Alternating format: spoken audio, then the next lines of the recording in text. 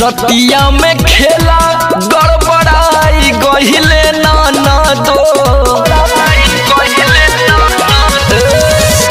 रतिया में खेला गड़बड़ाई गहिले नाना दो। साया में सजनावा हेराई गहिले नाना दो।